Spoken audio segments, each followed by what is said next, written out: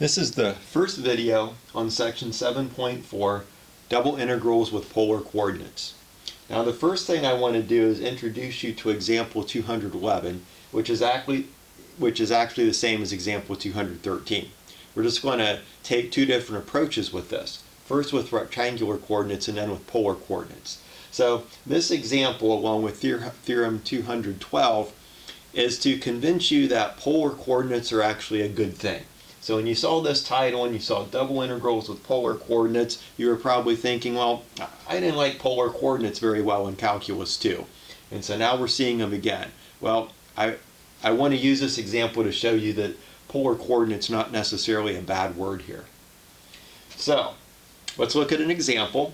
We're going to integrate x squared plus y squared plus 1 over the unit circle.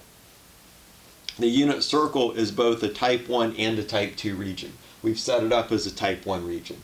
So we have the curve up here. This is y is the square root of 1 minus x squared. And here we just have y is the opposite of the square root of the quantity 1 minus x squared. So we set this up as a type 1 region. It sets up fairly easily. We just have from the lower limit to the upper limit of x squared plus y squared plus 1 dy dx. The x ranges from -1 to 1. So this sets up rather simply, and we're kind of happy about that. Then we integrate with respect to y, substitute our limits of integration here and subtract, and I think you might be able to see now why this isn't such a pleasant thing. But you substitute your y limits in, and then simplify, and it simplifies to this integral right here. This is a Calc 1 problem, but it isn't a very friendly Calc 1 problem because of these radical terms right here. How would you have done this in Calc 1? You would have used, actually no, it's a Calc 2 problem. I lied. So how would you have done this? You would have done this with trig substitution. Now, with this one here, you might have gotten away without using trig substitution. You could just use this as the area of part of a circle. So this one, if you were looking at this as part of the circle and the integral is area, then you could have calculated the area of part of a circle and done this. But the rest of these would have required a trig sub. Okay.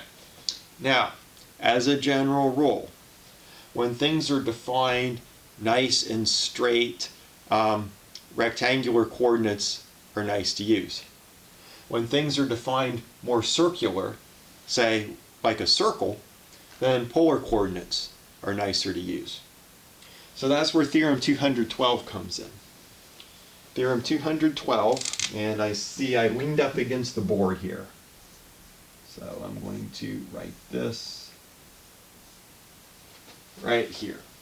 So all I did is filled that in because at the beginning of the video I leaned up against the board and erased part of that. But theorem 212, okay? We're looking at a polar region, and I'm going to explain what all of this is. I know it's a little bit crowded here, and I want the picture to match what's written in the theorem, okay? So basically we have four values we're looking at: alpha, beta, A, and B. Now the R ranges from A to B. So I put the A here, that's the smaller radius, the B is the larger radius. So R ranges from A to B, and the theta ranges from alpha to beta. So this angle from here up to here, this is beta.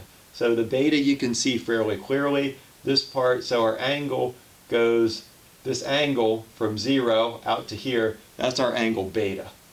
But the smaller angle right here, that's the alpha. Okay? So what I'm going to do is I'm going to shade in the part of the region that we're talking about.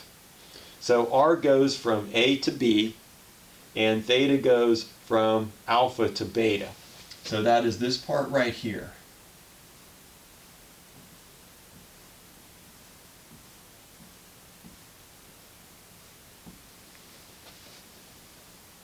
So theta starts at alpha and goes around to beta. This angle right here, this little angle is alpha.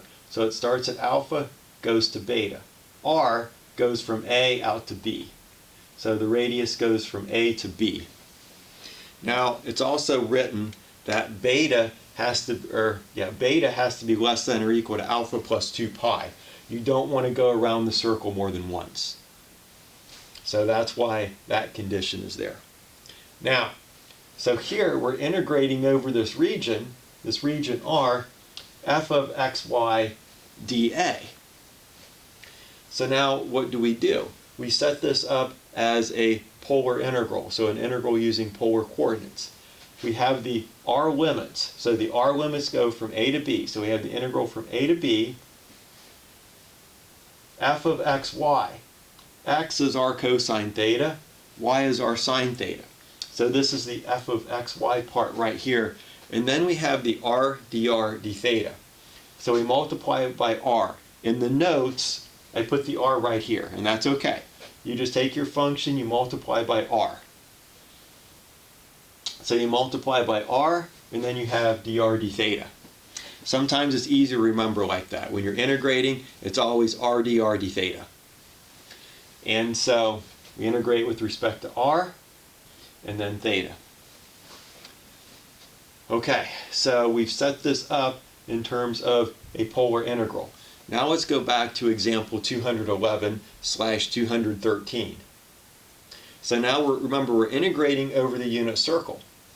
That means r goes from 0 to 1, theta goes from 0 to 2 pi. So unit circle, r goes from 0 to 1, theta 0 to 2 pi. We have our x squared plus y squared plus 1.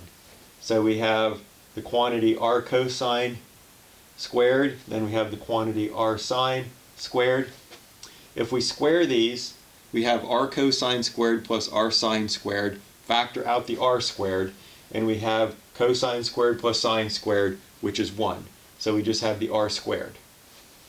This one right here is this one.